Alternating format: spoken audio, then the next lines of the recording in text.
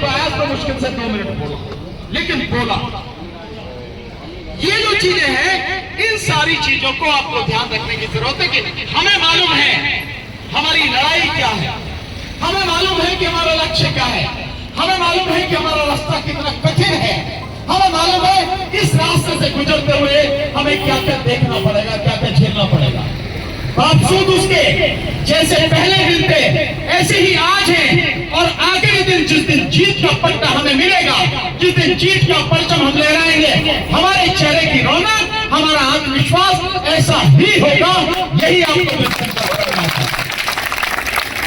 यही चीज हमें दिखाएगा।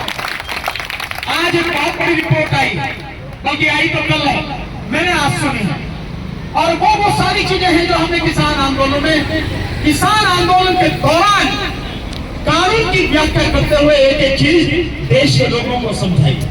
और अब जो रिपोर्ट आई है, आप चौंक जाएंगे, आप हैरान रह जाएंगे कि देश के प्रधानमंत्री ने कितना बड़ा षड्यंत्र किया।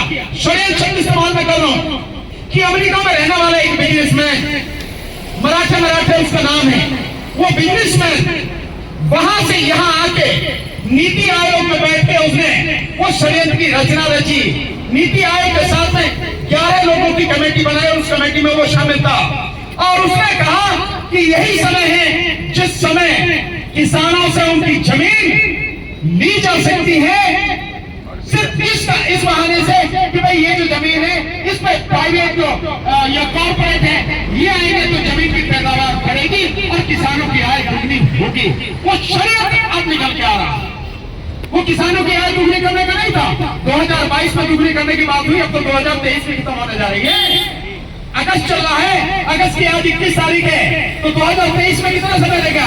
लेकिन 2022 से 2023 आ गया, आय दुगनी तो नहीं हुई, बल्कि किसानों की आय 35% से ज्यादा कम हो गई और महंगाई कई गुना बढ़ गई। देखा, तो वो षड्यंत्र था कि कैसे किसानों की जमीन ले ली जाए, और कितने लोगों के साथ में षड्यंत्र। आप इसकी भी कल्पना करें, आपको ये सारी चीजें मालूम होनी चाहिए, कितने लोगों के साथ षड्यंत्र है। देश में सरकारी आंकड़ों के हिसाब से 14 करोड़ 64 लाख किसान परिवार हैं। ध्यान रखना, ये फिगर कैलकुलेट करना, 14 करोड़ 64 लाख किसान परिवार हैं, जिनमें से 85% यानी 12.5 करोड़ वो किसान परिवार हैं जिनके पास जमीन 5 एकड़ से कम है, 5 एकड़ से कम, जिन्हें सीमांत किसान या छोटे किसान कहा जाता है।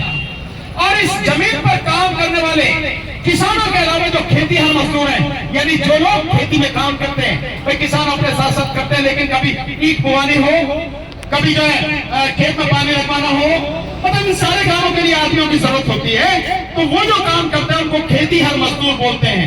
हमारे देश में खेतीहर मजदूरों की संख्या कितनी है? 10 करोड़ परिवार, 10 करोड़ परिवार खेतीहर मजदूर हैं। कुल कितने परिवार हुए?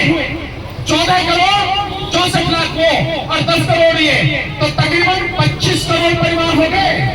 एक परिवार में अगर मिनिमम 4 लोग भी हम संख्या लगा के चले तो पूरे देश में किसानों की और खेती से जुड़े हुए खेतीहर मजदूरों की संख्या कितनी होगी? 100 करोड़।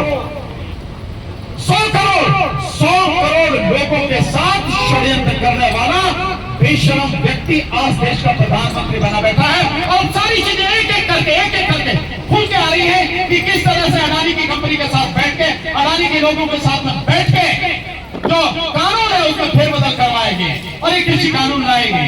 तो आपके साथ धोखा करने वालों की कोई कमी नहीं है, आपके साथ इसी तरह से आपका हक लूटने वाले हैं उनकी कोई कमी नहीं है। हमें इन लोगों से लड़ना है, ऐसे ही लोगों से लड़ना है। और अभी मैं न्यूज पढ़ रहा हूँ, शायद आज नहीं दे रहा होगा, त्यागराजन वाले और उसमें जो वो है स्टेडियम जिसमें कोई मीटिंग बुला रखी है कि सफाई कर्मचारियों को देखो हम आपको तनख्वाह दे रहे हैं, बीजेपी नहीं देती थी, हम आपको तनख्वाह दे रहे हैं। उसी में बोलना है कि ये जो कर्मचारी हैं इनको करीब 3 साल लग जाएंगे पक्का करने में। 3 साल, आप समझ रहे, उनकी भाषा में ध्यान देना, 3 साल लग जाएंगे। अबे तू है कितनी देर के लिए? अगले साल तो चुनाव होना है, 6 महीने बाद 13 चुनाव हो जाना है और 13 ही काम तमाम हो जाना है, तो 2-3 साल बाद कैसे लगावेगा तू?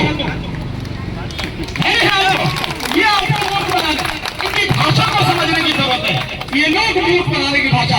भाई तू आज की बात कर, 3 साल बाद की बात क्या कर रहा है? तुझे अब 10 साल हो जाएंगे, 8 साल तो हो गए, 8.5 साल। 8.5 साल में तूने मजदूरों के लिए क्या किया? 8.5 साल में जो तूने अपने वादे किए थे, मैनिफेस्टो में कहा था पक्का करना पक्का, क्यों नहीं किए? और अब 3 साल की बात करा। ये जानी जब तेरे हाथ में कुछ नहीं होगा, जब तक यहाँ मुख्यमंत्री नहीं होगा, और बल्कि पता नहीं धरती में भी होगा कि नहीं होगा, तो 3 साल बाद की बात कर रहा है। इसलिए हमारी लड़ाई कठिन है, हमें मालूम है, पर उसी हौसले, उसी विश्वास से लड़ना, इसी तरह चेहरा एक का खिला हुआ रहना चाहिए, मुस्कुराते हुए लड़ना। रोके कभी लड़ाई नहीं लड़ना, न लड़ी जाती है। आंखों में बिल्कुल वही चमक होनी चाहिए, आंखों में वही तेज होना चाहिए, तभी लड़ाई लड़ी भी जाएगी और जीती भी जाएगी। साथियों, बहुत बहुत शुक्रिया।